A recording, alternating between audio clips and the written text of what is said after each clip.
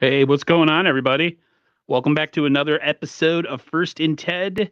We're trying a little bit something different. We're not dual casting. I wanted to try something to see if it matters and certain other things with YouTube. So we're on just my channel this week. And if it works, we might try it the same way on Ted's channel next week. If not, we're probably going to go back to the other way. But man, there's not supposed to be a lot of news and a lot of emotional takes in August when it comes to the 49ers, but there is. And you did say that this might get spicy. So first off, how are you doing? You've been kind of busy today. Yeah, I Ryan from No Border Sports reached out to me last night. He's like, "Hey, I got a day off tomorrow. You want to stream?" I'm like, "Sure." I've got a 1:45 with Steph and 3:30 with Aaron. And if you want to do something earlier, that's fine. And like 8 a.m., he's like, "Oh, I was thinking 9." I'm like, "Oh, I'm thinking that's gonna be a rush." And of course, we had technical difficulties. I had to log out twice because I restarted my computer one time instead of shut down completely. And then like I got working my audio right, and then his video was choppy. He had to shut down. And so we didn't get going until like 9:15, 9:20. But it's fun. We wrapped for about a couple hours. He had some good stuff. And yeah, and then Steph Sanchez came on for a little bit. She had a dentist appointment, so we were only about 45 minutes together. But definitely a busy day. So it's kind of good that you're doing it all on your channel, because otherwise I would have been more impacted in my day trying to market it out to all my DM groups and Instagram and Facebook and LinkedIn and community channel and all those places where we put it. Niners content's been popping lately, no matter who you are, whether it's on social media or on YouTube.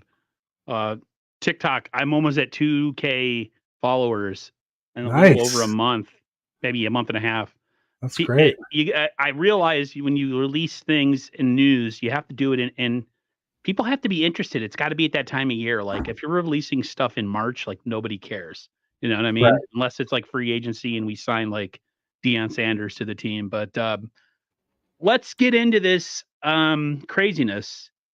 Everybody who watches me knows that I kind of go with the same stuff through the week with different people and try to get a different viewpoint or slant.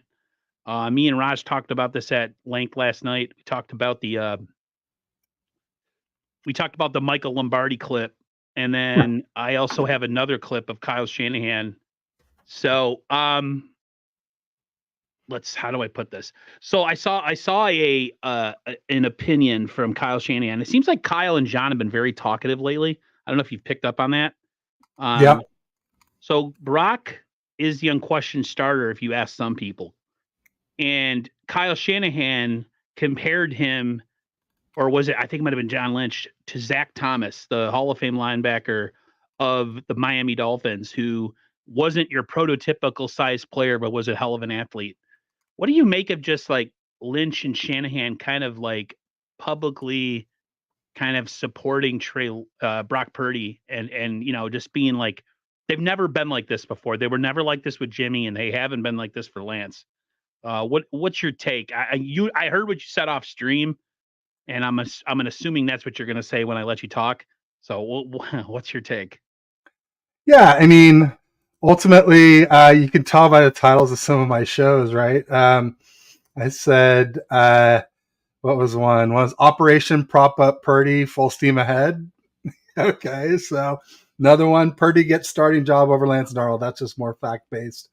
I wasn't feeling very creative. But another one says, propped up Purdy, gifted 49er starting QB job, because we just handed it to him. And I get it if he had been healthy since last season, the way he played last season, but he hasn't been healthy. He had a major injury, and he's been throwing picks and pick sixes, will nil, and all over. And I'll get your opinion on that. With the importance of that. But well, let's do that before I launch. Just remind me to come back to there's more than just the picks and pick sixes. Mm-hmm. But what's your opinion on practice? It's practice. I, I Practice. I'm also of the mindset that a lot of people are forgetting is he's only a second year quarterback. So when I hear that he's throwing interceptions in practice, I'm not really surprised, especially going against mostly our starters on defense. It is a little bit alarming that it's every day and sometimes multiple. But I mean, Jimmy was doing the exact same thing, and we were kind of freaking out, but we kind of see what he became as a player. I mean, he was kind of like a generic starter in the NFL. Like he was decent, but Mid. he would give He it was mid away. He or was mid. worse. Yeah. Um, That's why I say Purdy's mid, because he's maybe a little the better than reason Jimmy. I always give Purdy the leg up on Jimmy is when Jimmy came in 2017, that was on a team that had no hope of going anywhere. So there was absolutely zero pressure of him walking into that situation. The difference I'll say with Brock, and I'm not saying it's all on Brock, but the difference I will say with Brock is Brock came into a situation where it was a team that was on a march towards the playoffs, and pretty much he just needed to not get in the way and just do his job, and he did that. And for a 7th round, last pick in the draft guy, he is not athletically gifted or big, but he was heady and poised and something that we didn't really see from Garoppolo sometimes in big games that meant a lot. Like Garoppolo would kind of keep everybody in the game. And Brock, for the most part, yeah, he had some throws that were, 50-50 balls, but like I just feel like he's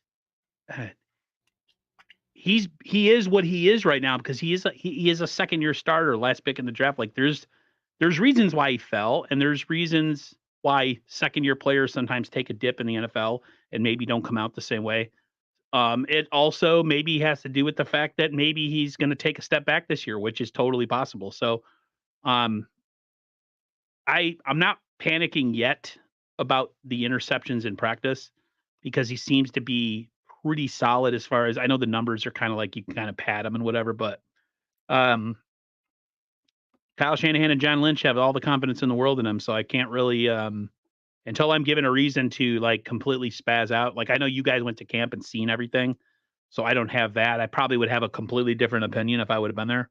But it's weird seeing them be so gun ho on one guy. It's a little off putting because I wish they would have been like that with Trey, but I don't know. We'll see, man. We still have about what 3 weeks till the season, 23 days, 25 days, whatever. He has time to keep going out there and throwing picks, and hopefully he gets it out of Absolutely. his system. So I'm Absolutely. not panicking like the season's over, but I'm definitely see. I'm not a 49er fan who's like I'm pro Purdy, but everything else I don't want to listen to. I'm not open to different opinions. I'm always open to different opinions. That's why people call me a fence rider because I am because I don't like to go extreme because I really don't know. So, but we'll see. If he continues to do this and it starts into games, then it's definitely something we have to worry about. No doubt about it. Yeah, with regards to Lombardi, I quote tweeted his little video, and I just said anyone who thinks Lance won't make the 53-man roster needs to get their head examined. I said the head examined. I guess I had a typo, but their head examined. Would you want me to play? Do you want me to play that clip for people? No, it's okay. It's 53 seconds. It's a little long. Ultimately, but ultimately said I'm not even sure he'll make the 53-man roster, and it's just like this is total. You could say he may end up being QB3, okay, which I still don't buy either. But if you're saying he might not make the 53, hello, you're out there. You're out there. So who's Sue? She's that's my sister. relative? She's Nice. my second oldest sister. Nice. So as far as the interceptions go, I say they're kind of like QB wins. They don't mean everything. They don't mean nothing. Excusing it because Jimmy G threw 5 interceptions, I don't think is right because we did go to the Super Bowl, but he only threw 12 pass attempts in the last 6 quarters to get there. And then he got there, he threw 2 picks and overthrew Sanders, and we lost. So, if you're happy with not getting to the Super Bowl or getting there and losing, then maybe. And I'm not saying that'll happen because of the picks, but there's more than just the picks. That's the thing. It's not just the picks. He's getting sacked a ton, and he didn't have any good deep throws in camp that I saw. They're all overthrown or underthrown. And I guess he had a good one on Tuesday and a good high completion percentage, but he threw a pick 6 to Hufanga. And this is without Bosa. So, think about week 1 with TJ Watt. There's going to be even more pressure. So I'm a little concerned. Yeah, and I don't like to see us propping up anybody. I feel like last season was a mistake not to let Purdy run with the one so we could have a baseline of where he was before the season started, or maybe he could have been QB2, And now everybody's just fine with it happening to Lance. But like, what if Jimmy G never got injured last season? Like, we would not even know what we have in Brock Purdy right now. So I don't want, our best QB to only see the field if the other QB gets injured or flames out, which both of those probably mean more losses than we could have had if we just picked the right one to begin with. Almost certainly means more losses. And I don't think we have a lot of losses to give with our schedule, with our, rest days, with our travel, with playing 4 teams coming off a bye, which is an abnormally high number. It's frustrating. It's really frustrating. And I feel like Kyle is sabotaging Lance. I've said it. People are like, oh, you're trolling. I'm like, no, man, this is my opinion. You put Lance in this game, this preseason game, behind a shoddy O-line. I mean, how many times have I said that our defense is deeper than our O-line and our weapons in camp? And that's part of the reason why I discount like Purdy having a tougher time going against the number 1 D, because the number 2 D was actually very good, especially Kinlaw was great in camp. He wasn't in the game. I will say like Kinlaw and Isaiah Oliver struggling in the game don't worry me very much, because I think as long as Kinlaw can stay healthy, I think he will have an impact this season. I just think they had no help. There's no Hargrave, there's no Armstead, there's no Fred, no Dre, no Charvarius Ward, no Lenore, no Huff, no Gibson. So like everybody else is just like, you can focus all your attention on the D-line on Kinlaw, because there's no other guys on that D-line. Trust me, Hyder, Cleveland Farrell did all right, but there's after the starting D-line, there's a big drop-off. After the starting O-line, there's a big drop-off. And, obviously we have the 2 best linebackers in the NFL with Fred and Dre. I want to get to that a little bit later. I want to save it. Sorry. My opinions on Kinlaw, because they're not as favorable as yours. Well, I know you don't like him. Well, I don't expect him to stay healthy. I'm saying if he can stay healthy, I think he'll do well. He's not going to be like a star. He's not going to be like the 14th overall pick, but I think he could be like one of our best depth pieces. That's definitely a wait and see approach for sure. What do you make? What do you make of the fact that publicly Lynch and Shanahan go out of their way to support Purdy? And even Darnold to some extent, talking about the Steve Young comparison. But I want to play this clip, and then I want to ask you a question about it. It's a little long, but it kind of goes in line with what we're talking about. So Kyle Shanahan was asked if it's fair, or how does he feel about the criticism that's been directed at Trey Lance in the media, and if it's like he wants, and it was Jack Hammer that asked, by the way. Well, yeah. and real interesting enough, Jack Hammer had a video this morning where he's concerned about the interceptions too. He's not saying time to panic or anything, kind of like what we've been saying, but like Jack Hammer is known as one of the big Purdy guys, a little bit anti-Lance, and he, folks, is concerned. And I quote tweeted his video, and so you can see that in my timeline as well too. I said, looks like I'm not the only one concerned about Purdy, and I said neither of us are panicking either. I'm not saying panic, just concerned, and he can turn it around, but he needs to turn it around. That's sort of the point. Agreed. But I'm going to play this, and then I want to talk about it. Yeah. Whoop. Sorry. Coach, there's been a lot of negativity around Trey Lance in the national media recently. Yesterday, there was somebody coming out saying that Trey doesn't have the quarterback instinct. What do you have to say about that kind of comment? It just goes with the territory. It goes with it for quarterbacks. It goes with it for anybody who's a high draft pick, but especially a quarterback.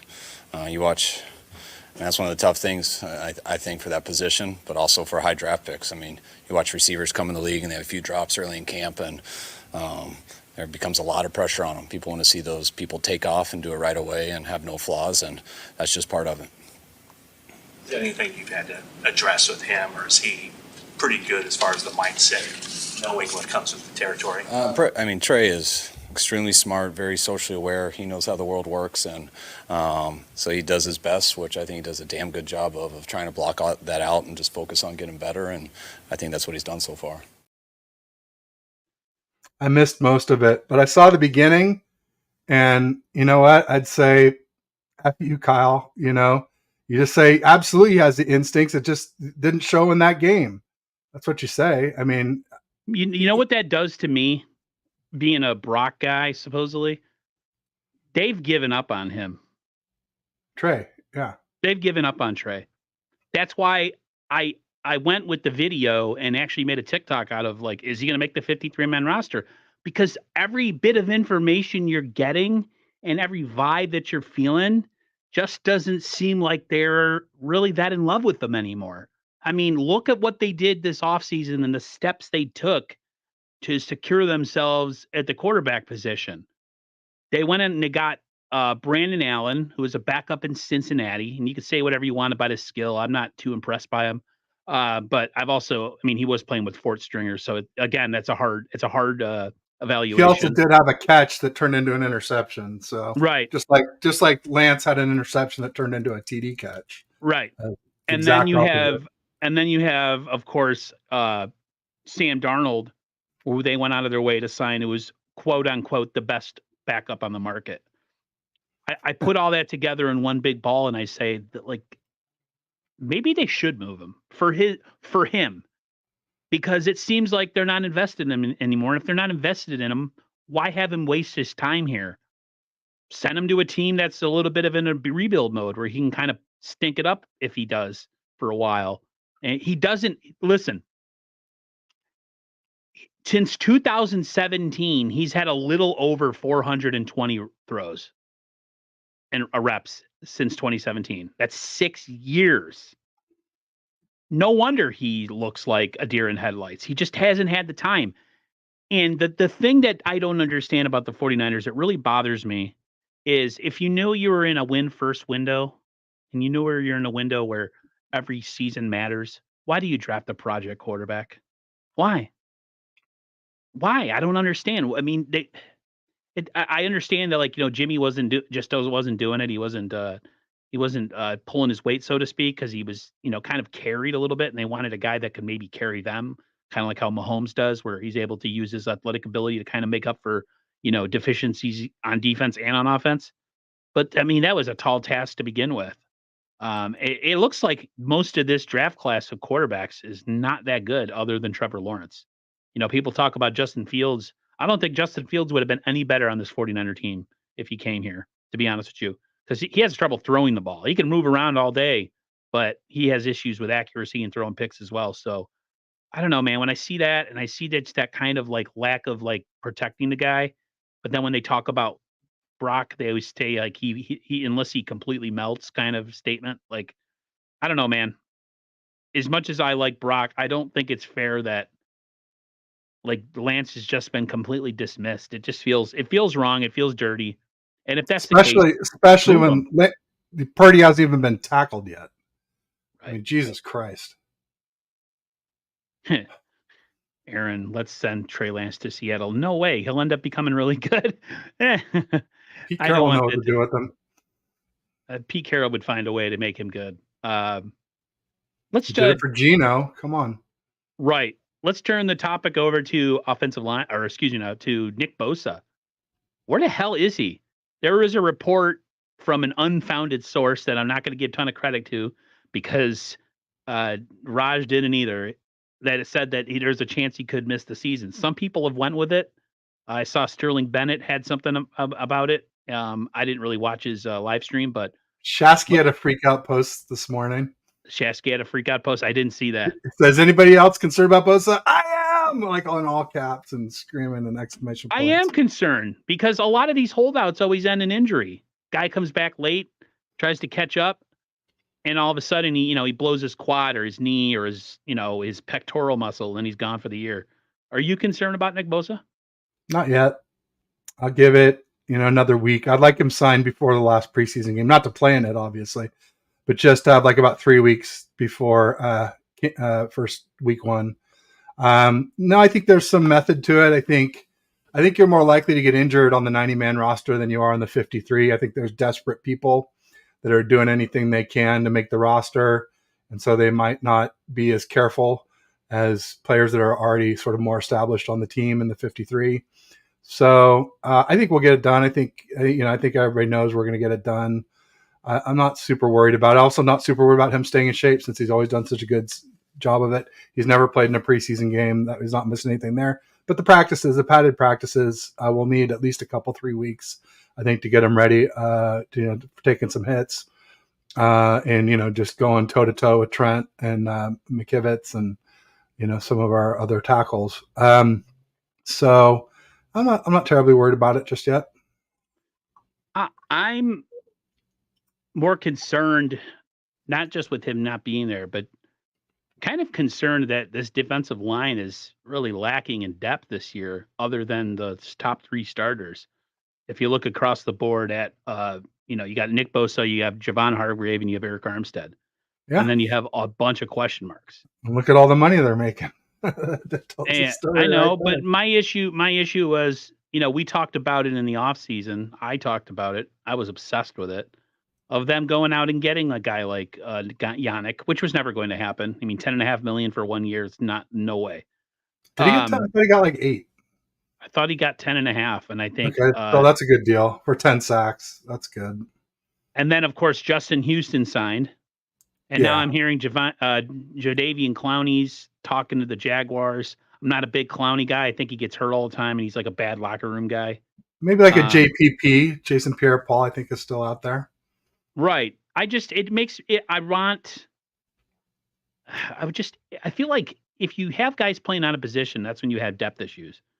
Like if you sign one more guy and then pushed another guy down and this guy gets pushed down, they almost like slot themselves to where they need to be within the depth chart. Right now, I just feel like they have this huge question at the other end spot, and that's always the worst feeling to have. Like they're gonna have they're gonna have a rotational friggin' front to start the season. See if Drake Jackson or Clellan Ferrell or Austin Bryant is any good. Like they should know by now. That should have been something they figured out in OTAs. Or it doesn't sit well with me. And then Bosa not being here, chemistry wise, I feel like that's a problem. If it runs into the regular season, that would be horrible. And I don't believe it's going to, but there's always that chance because contract stuff is weird. But I don't know. What do you think? Like, were you upset that they didn't really go out and make another? Not upset, but like concerned that they didn't go out and make another move. I mean, I figured, we've got that extra money, and some of it could be a defensive end, could be a right tackle potentially. Yeah, I mean, I think they need help in both spots. I think they need help at offensive line and in defensive line. But and depth, if not a stud, then depth. Yeah. Let's talk about that offensive line. First preseason game, absolutely atrocious. I thought the Niners, from what all the reports are, everybody's always talking, were like this super deep team that everybody, they were oohing and ahhing about in camp, and they looked as top heavy as I've ever seen them in a couple of years. And I think that happens though sometimes over the course of when you have to start paying people. What was your take on that offensive line? That's why I said Trey, it was a tough evaluation. Even when he had time, it just, I don't know. It's just, I couldn't differentiate the two. I'm not a film watcher. It looked like he didn't have time at all at any point. He didn't. Some people were giving me grief about it. I went and pulled stills. And they're like, oh, this is on video. And then Kyle says 2 of the sacks weren't Trey's fault. I mean, the O-line was atrocious. No Kittle to help out. No Juice to help out. So it makes it look even worse. Trey Lance had only 5 QBs. There were 75 QBs who played in this round of games. Only 5 of them had a higher pressure rate than Trey Lance. So that's less than 7% had a worse pressure rate situation. So real bad. But also Kyle didn't call any run plays for like the first flipping 3 freaking drives, Kyle. We're a run first team. And, defenses pin their ears back when you don't run, and they just go straight for your quarterback. Run fakes don't work when you don't run. People say, oh, you don't have to run well, Ted. You don't have to run well, Ted. I'm like, no, but you have to freaking run. They're like, there's no difference between 30 and 50% in this article, Ted. I'm like, well, what is 0%? It's a recipe for freaking failure. And you look at the 4th drive, we scored a TD. Guess what? We started with 2 runs. and then some gimme layups for Lance to get some confidence. I mean, it's just so frustrating. It's so frustrating to see what's going on, what they're doing to Lance. I get it. Kyle doesn't want a QB controversy. I get that. If Brock gets back to what he was in 2022, I can understand that. But I think part of it has to do with ego. I think there's an ego thing with Kyle, twofold ego problem. One problem is that Lance went to Jeff Christensen and Pat Mahomes in the offseason, and Kyle was asked specifically about it. Kyle, did you set that up for Trey? No, I don't know how he did it.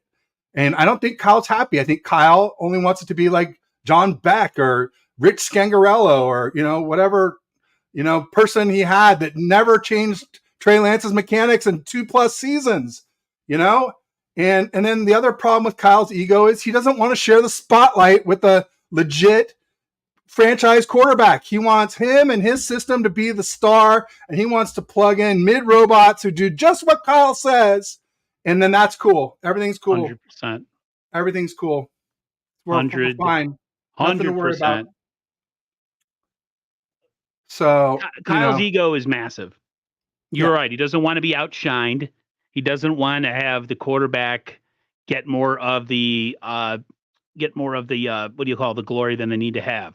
Spotlight. That's why everybody always connects freaking Kirk Cousins to him. I'm gonna tell you right now, if Brock Purdy falls on his face this year, and Lance and whatever, maybe they Lance, I don't know, but whatever happens with the quarterback position this year, I said this yesterday with Raj, they're gonna end up signing Kirk Cousins, and it's just gonna be more of the same. It'll be Jimmy with better stats, but Jimmy, Mac Jones, Brock Purdy, Kirk Cousins, they're all the same guy. Derek Carr. I mean, Derek Carr's a little better even, but it's like, it's so frustrating. I can't even tell you. It's just like, and somebody had a great point in the show earlier with Ryan, where they said, also those QBs probably don't want to play with Kyle. And so I'm like, yeah, that's probably true. But it's the same thing. It's the same, but it's different, but it's the same. It's like, we can't get the top QBs because of Kyle, either because Kyle doesn't want them or they don't want Kyle, but we ain't getting no franchise QB. My biggest issue with them is that they didn't do whatever it took to get Matthew Stafford here when they had the chance. Because if they brought Matthew Stafford in here, they would have won it. They would have won a championship. Brady, 100%. Mahomes. Then you got CJ, Hoyer, Mullins, Jimmy, highest paid QB. And I'm going with Brock Purdy last year, QB3, Gaff. I'm sorry he was not. Remember when everybody went ooh-ah about Nick Mullins for a while? Like, maybe he could be the answer. I mean, like, dude. The most yards in 17 games after Patrick Mahomes. Because Brett Favre was a fan of him. Because I think he played. He broke his records. He broke his records at Southern Mississippi. This franchise has fallen so far off the mark when it comes to QBs and what we expect out of QBs. We went from a 4-time Super Bowl champion, 3 MVPs. Just Montana was in the postseason. Montana was good as gold. But then we went to Steve Young, his understudy. Didn't win as much, but you could say was probably a better athlete and had a stronger arm. Yep. And then we go from that to Jeff More Garcia. mobile. And then after that, it's been just garbage on top of garbage. We had, Cap was good in the beginning, but teams figured out how to take, to deal with his mobility and whatever. The team fell apart. Alex Smith was good. Go ahead. You just reminded me of some more, Kyle liking to talk this offseason. Oh, Kyle, some great, really sound bites for us. Sam Darnold reminds him of Steve freaking Young. There's a great one. And he says Jimmy G is our best QB since Steve Young. So forget Cap, Pete Cap, forget Garcia. I still think Alex Smith is better than Jimmy G, but whatever. I'll leave that off because, people like Jimmy and he had the higher win percentage. But it's a mid-off. Come on, Kyle. You're losing us every turn. Every turn, you're just digging your grave deeper and deeper. When you think about that this team had a chance to sign Tom Brady, and if they really wanted to, could have gone in and made a play for for oh my God, Aaron Rodgers. Now that you see that he took less money to go to the Jets, he doesn't want anybody with an ego or a set of any testicular fortitude. He likes guys that say, "Yes, Kyle, I will run your offense exactly the way you want us to run it." That's what he wants. He wants Kyle wants an extension of him on the field. That's why they love Brock so much. Brock will yell at guys. Brock, I will say this about this is the thing about Brock Purdy that I like. I really do. And I'm not going to bash him because it's not his fault he's in the position that he's in, just like it wasn't the fault of Trey Lance not getting drafted to the 49ers when they really didn't have any plan of developing him. I'm not mad at the players. I'm mad at the system. The thing with Brock that I loved is Brock will go after guys and will hold people accountable. He got after Danny Gray at camp from some reports. That's the crap I like seeing. The one thing that I wish Trey Lance would be more is aggressive. Like, take charge. He's just a nice guy. He doesn't have some guys don't have that fiery disposition, and I think one of the reasons people kind of go towards Brock is that Brock is a little bit of like a little guy, but in a big he's got a big guy's personality and like a spazzy kind of, he'll rip into guys in a really pint-sized package. And I don't know. It just feels like in order to be a good quarterback in this franchise or under the Kyle Shanahan, John Lynch era, you pretty much have to be, like you said, like a puppet or a clone of Kyle Shanahan. And anything else other than that doesn't work. And anybody who's got a brain, it doesn't want to come here because they know if they come here, it's going to be more about the coach than it is about them. And if they want to come here and get some glory as being the quarterback that brought the Niners number 6, they're not going to get it here. So they might as well go somewhere else and be the hero in Jetland. You know what I mean? If he ends up bringing a championship to the New York Jets, which I don't know, man, it could happen. Aaron Rodgers could win a championship for the Jets. I hate to say it. I don't like him as a person, but he's a damn good quarterback. So they have a lot of weapons. Yeah, a lot of really good weapons, good receivers, good tight ends, good running back. It's funny how we were O-line might be their Achilles heel because I think their D is pretty good too. It's funny how we were talking O-line and we came back to Purdy and Lance. It's the $64,000 question, like the old game show. I did some shows with Bash where he tried not to talk about QB, and it always comes up. If not us, speak of the devil. Speaking of the devil, and he shall appear. There you go. I meant that in the good way, Bash, or just in the colloquial way. We love you, Bash. Of course. Bash, you should. If Bash, you're in here. If you're in here, you should start a morning show. Seems to be the popular thing to do, if you know what I mean. I'll have to explain that to you later, Ted. Eggs and Bash Browns. And he says he almost ends up cussing. Yeah, Ted's really trying to refrain. Ted, you know exactly what I'm talking about, by the way. Yeah.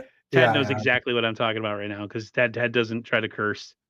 But yeah, start a morning show. I mean, I hear it works for some people. No death threats, please. I'll explain that to you off camera. By the way, no, I got it now. That explained it. Yeah. Interesting. It's funny how you're on this app and some people just don't have an original bone in their body. Hey, what's working for somebody else? I want to do the same thing. Let's guilty as charged. I mean, I've definitely done it some. Some people so Ray McLeod went down, okay? Yeah. And it was big news because Ray is a decent receiver. He's quick. They use him. They did a little bit of motion stuff last year with him, and then he can separate. Filled in well for Debo when Debo was out. Mm-hmm. So now Ronnie Bell, and guys like Ronnie Bell, it was kind of talked about as a player at camp who's been solid. Yeah, he Jameson hasn't been great, but he's been solid. And then of course, Jameson, the DB, that's a good kick returner. What's your thoughts on Ronnie Bell? I'm really impressed by him. They were talking about him on ESPN the other day, so word's getting around. I told Raj, I said, he reminds me of Rice.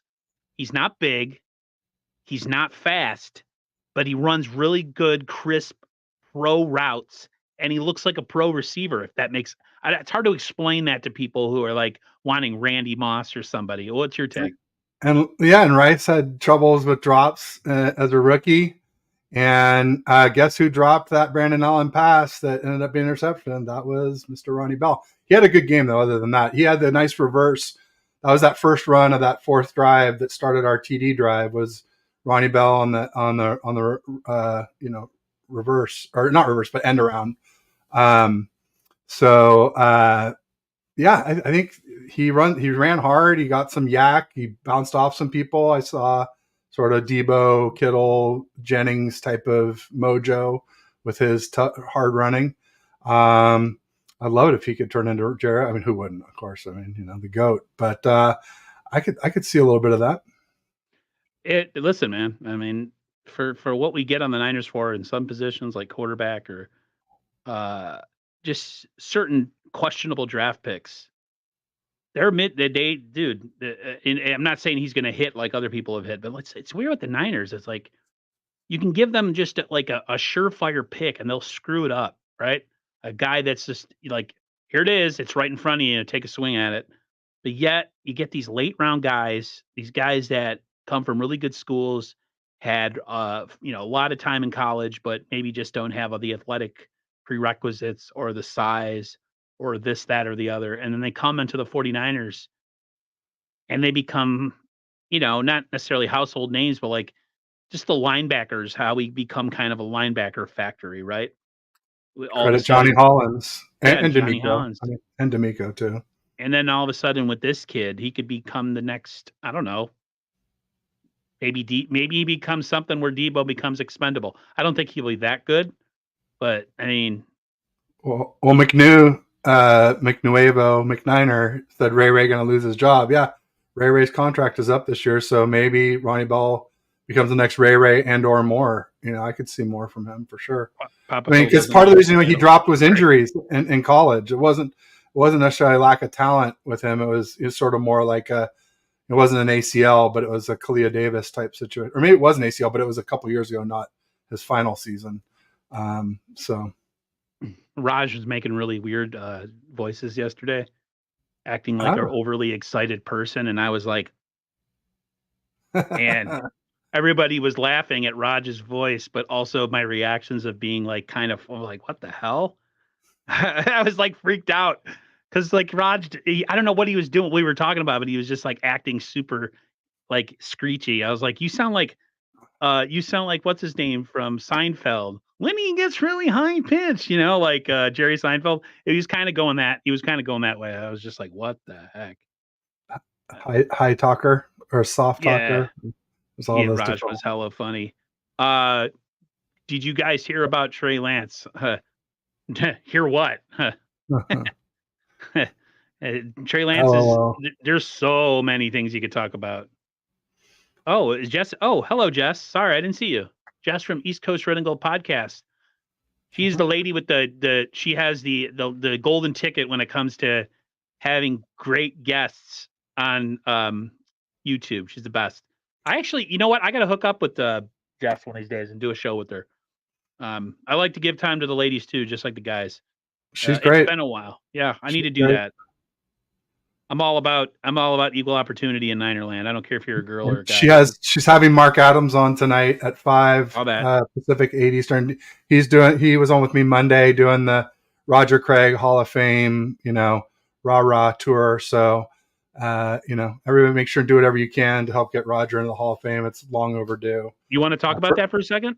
Real quick. Yeah. I mean, first ever 1,000 back. Yep.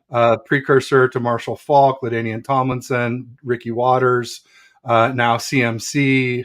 I would throw Alvin Kamara, at least as of not too long ago, Alvin Kamara in that group. These just really dual threat running backs that are more like receivers. Reggie Bush in college. Reggie Bush, yeah. So, I mean, he was the first ever player to score 3 TDs in the Super Bowl. He was part of 3 Super Bowl winning teams. Bill Walsh said basically like, yeah, we had Rice, we had John Taylor, we had Brent Jones. Sure. And Joe Montana, obviously. He said, but the West Coast offense would not have been the way it was without Roger Craig. He was the key to Rebecca. And I feel like CMC with Kyle and Kyle's system is the same thing. I always wondered, what would Kyle's system look like with like a real running back, instead of these sort of like dollar store off the trash heap, really fast, but not durable type players. And now we know. I mean, CMC is huge, and that's why I'm so pissed that we still haven't seen Lance with CMC. It just chaps my hide, and I will complain about it until we see it, and I think with good reason. I think me and Ted need to do some naked protesting outside the Santa Clara offices. Oh, Probably man. would be really horrible to look at, but I think we'd get somebody's attention. We'll spray paint ourselves. You need some like mental floss for that one. Yeah. Don't bring the Unsee children around. that. Yeah. Ooh. I don't know why I said that. It just seemed like that would get attention. The hell with flyovers? Just go run nude around the facility. We would definitely be testing the no such thing as bad attention. Yeah. Well, there would definitely be some body shaming going on there. I can tell you that much right now. Ooh, yeah. No doubt about it. Maybe 20 years ago I could have got away with it, and people would have been like, "Yeah, baby." Not anymore. Oh no, not me. It's been since I was like 18. So yeah, whatever that is. Laura Cat says no divorce. 35 years. Jeez, great title, my friend. Thanks. It seems like it's something that's imminent. When I say no divorce, I mean, all you do have to do is look how things have been presented by the media, and just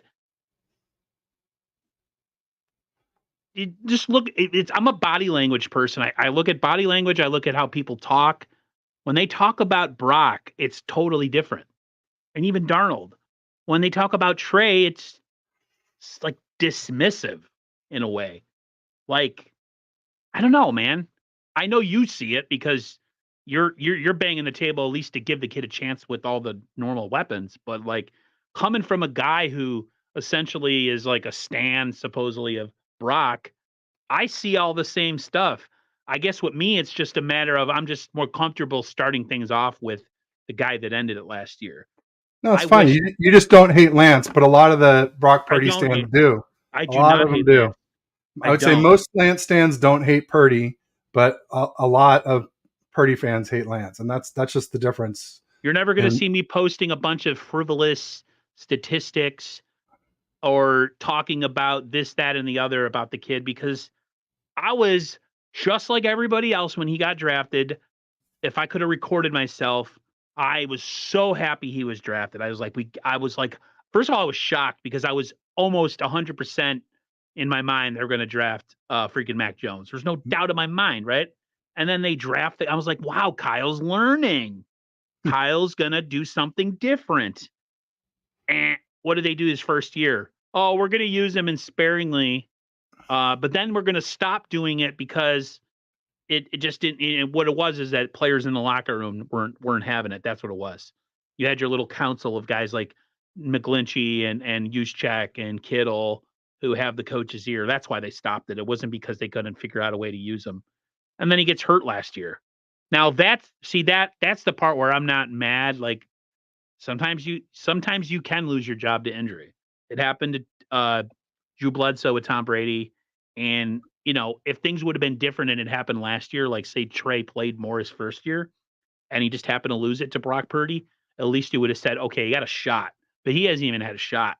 He's had not even a handful of starts in the NFL, and everybody's already saying that he's just trash. And I don't like to hear that. I feel bad for the kid because if you look at his body language, he doesn't seem extremely you could tell that he's affected. People could say all day, well, he's mentally tough. I beg to differ. If you throw negative stuff at somebody all the time, eventually it's going to stick. So sucks. It sucks a lot. It's been pretty relentless. He doesn't deserve it. It's not like he's a dweeb or a jerk off like some players, like say a guy like Ryan Leaf was when he came in the league. I mean, or like he's even started 5 games. Yeah. One of the guys that showed up really well, we'll talk about him a little bit, is Deshaun Jameson. Every single return he had on last Sunday was taken back. But, dude, I can't remember the last time I saw a guy on the 49ers take every single return and made it legitimately look like he was going to take it to the house. Like, that's exciting. People don't understand how much of a part of a team that could be. That could be a Super Bowl tilting type player if you got a guy that can return kicks, because hey, maybe the Niners got a game where Brock Purdy's throwing 4 interceptions or 3 interceptions and he looks like trash. Then all of a sudden, at the end of the game, they go to kick it off or punt it, and the guy returns for a touchdown. Boom! Things happen. That it happens in sports, right? How excited are you at the possibility that maybe he becomes like a player on special teams? Yeah, no, it's exciting for sure. I would say, McNew was saying that Ray is going to lose a job. Maybe it'll be a two-headed monster that takes him down. Maybe it'll be Jameson on returns and Ronnie Bell as a receiver, gadget player. Make him expendable. Might take 2 rookies to do that. But yeah, I think I'm excited about it. He's played well in coverage too. And, I think he's definitely making the team for sure, at the very least. I'm very, very excited for him. See, I'm like a guy, I'm like old fashioned. I was always big on like passing and just throwing the ball all the time. And I still like it, but I've become more of a defensive guy. And one thing that I haven't been, because the Niners, probably since Dexter Carter, just haven't had a guy that could really threaten you in the kick return game ever. I mean, like, especially the last couple of years, man, it was like 1 yard in a cloud of dust every single time. So we'll see, man. I'm hoping he makes the team. I don't think he will make it as a DB because I think they're pretty deep there. But we'll see. Oh, I'm coming through. Hold on a second.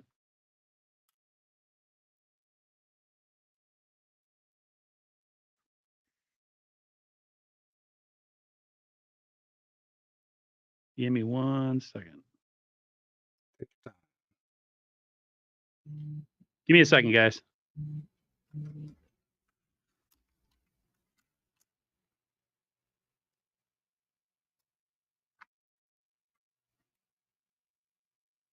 All right.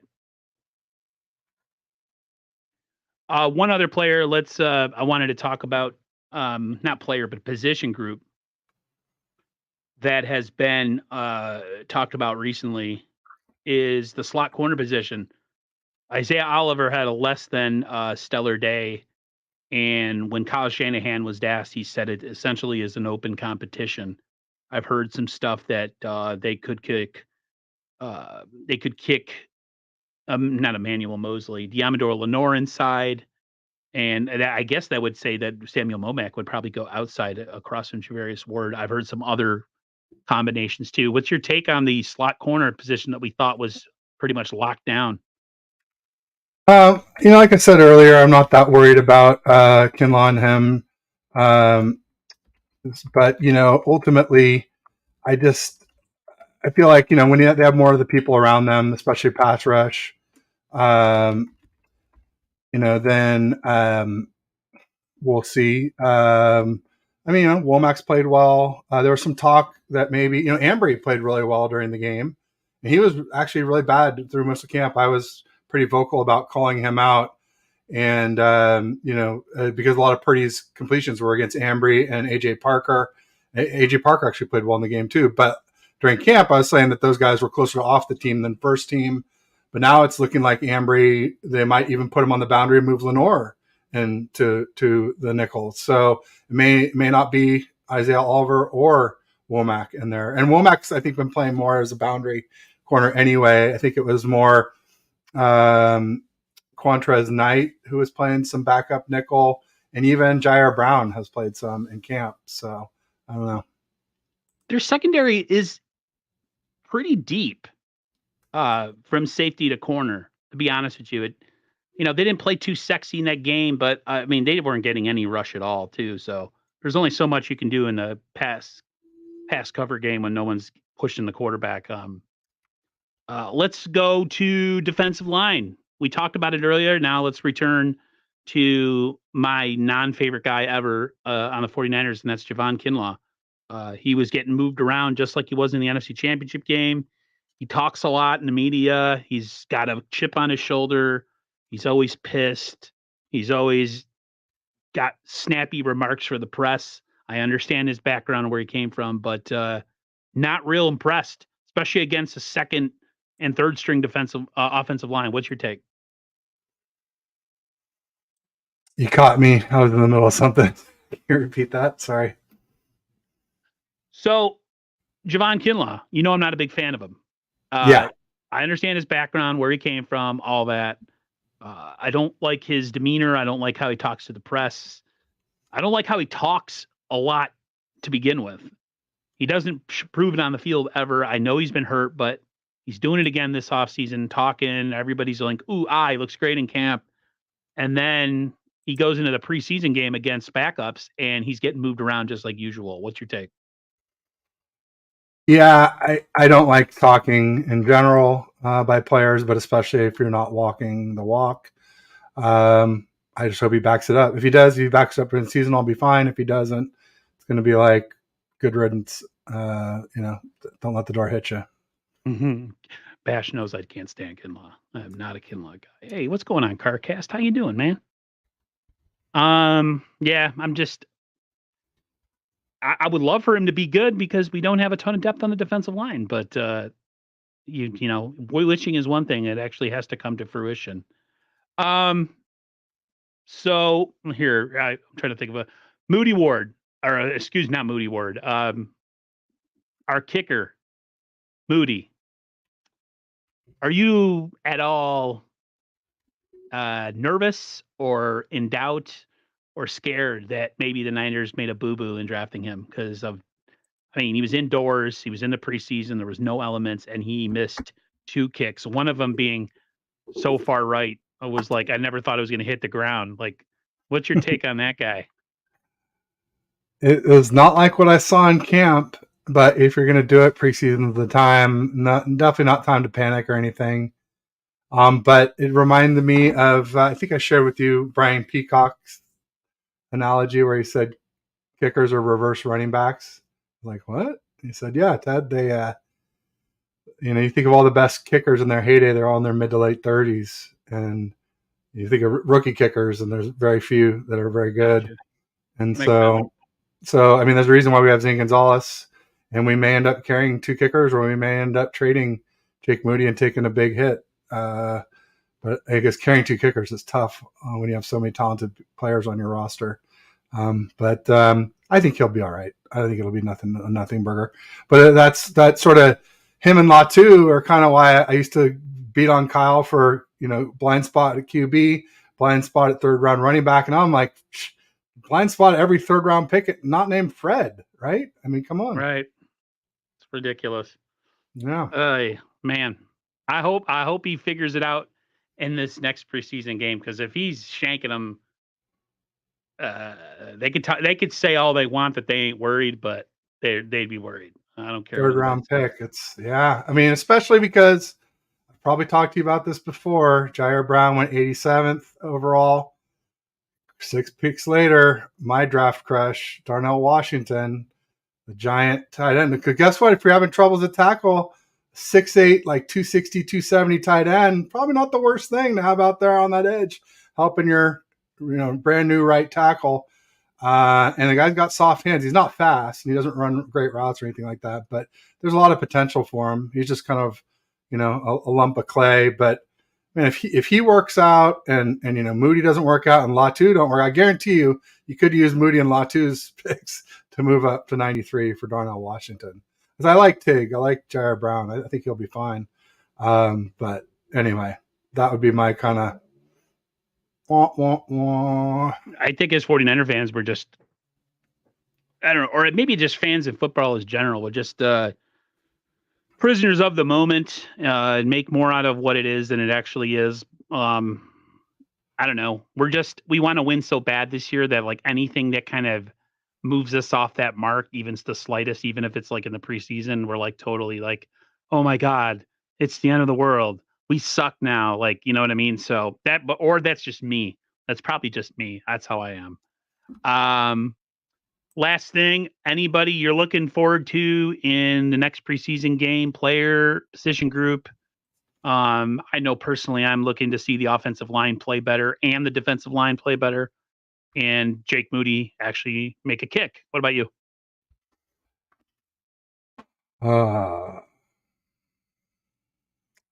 going to claim I was in the middle of something. I'm sorry. I was trying to get off some DMs here. There's something going on that I wanted to address.